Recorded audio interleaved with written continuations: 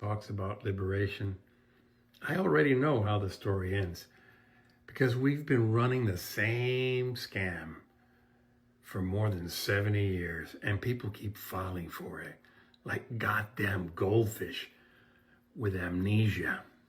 Let's start with Iraq. Oh yeah, remember that? They'll greet us as liberators, mission accomplished banners, fireworks, freedom fries, and for about 5 minutes, yeah, people were glad Saddam was gone because Saddam was a monster. No debate there. But Iraq was not a failed state before the invasion. It had a functioning government, infrastructure, and secular institutions. Then we blew up the entire state, fired the whole army, left millions of armed men unemployed, and acted shocked when the country exploded into sectarian war. ISIS didn't fall from the fucking sky. We manufactured the conditions for it. 20 years later, Iraq is unstable, corrupt, half controlled by Iran, and still bleeding. Amazing liberation, assholes. Now Iran, the granddaddy fuck up. Iran had a democratically elected government. Let me say that slowly for the freedom crowd. Democratically elected. He nationalizes oil and the U.S. and Britain's heads explode. Nah, can't have that. So we overthrow him in 1953 and install the Shah of Iran, a brutal dictator with secret police, torture chambers, and a massive U.S. weapons pipeline. Then everyone acts surprised when the people finally snap and say, fuck this, and you get it, Islamic Revolution. Boom. Hardcore theocracy, lifetime hostility toward the U.S. Fuck. It's still going on. That wasn't ancient history. That was blowback, direct, predictable, self-inflicted. Next, Afghanistan. We arm religious extremists to fight the Soviets. Then those same extremists become the Taliban and Al-Qaeda. Oops. So we invade after 9/11, topple the Taliban, stay for 20 fucking years, dump trillions of dollars into corruption, prop up a fake-ass government nobody believes in, and then leave. And what happens? The Taliban strolls back into power in a week.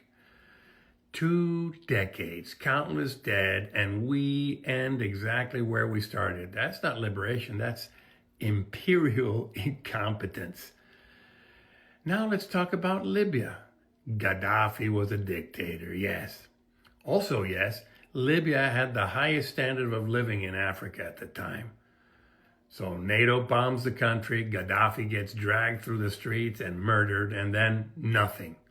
No plan, no rebuilding, no governance. Now Libya is a failed state. Warlords, slave markets, militias, terrorist havens.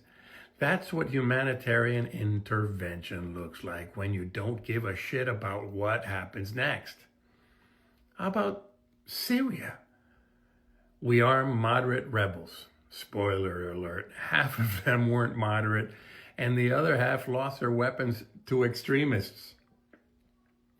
Civil war detonates. Russia and Iran step in. Assad stays in power. Millions of refugees flee. An entire country gets pulverized. So what the fuck was the point?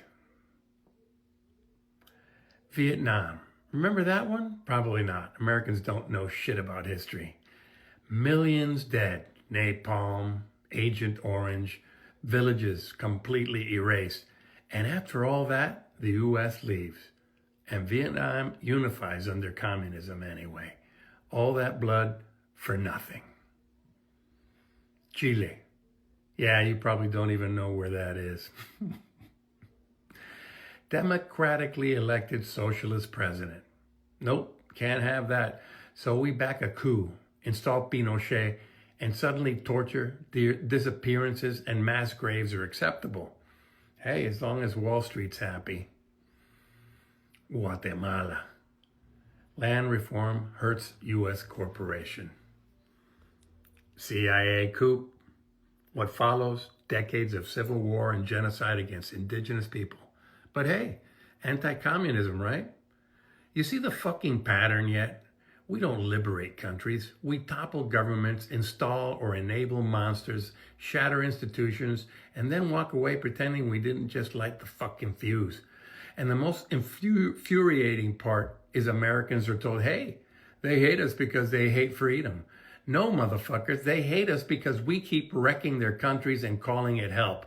Every time someone says, well, at least we got rid of the dictator, I want to scream, what came next? Was there stability after that? Peace? Democracy? Or just chaos, extremism, and mass death? Because history is screaming the answer and people keep plugging their ears. This isn't liberation, it's empire with a smiley face, and the bill always comes due. Education.